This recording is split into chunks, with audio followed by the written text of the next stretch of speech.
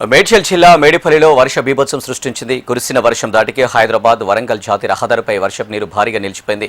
ప్రధాన రహదారిపై వాహనాల రాకపోకలకు అంతరాయం ఏర్పడింది. వాహనదారులు తీవ్ర ఇబ్బందులు ఎదుర్కొన్నారు. జాతి రహదారిపై తరచూ నీరు నిలవడం వల్ల ప్రమాదాల ముప్పు ఉందని స్థానికులు తెలిపారు.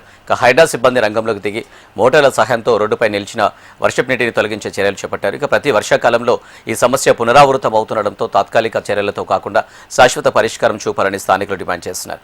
వరంగల్ హైవే వంటి కీలక మార్గాల్లో సరైన డ్రైనేజీ వ్యవస్థ ఏర్పాటు చేసి నీటి నిల్వ సమస్యను పరిష్కరించాలని కోరుతున్నారు.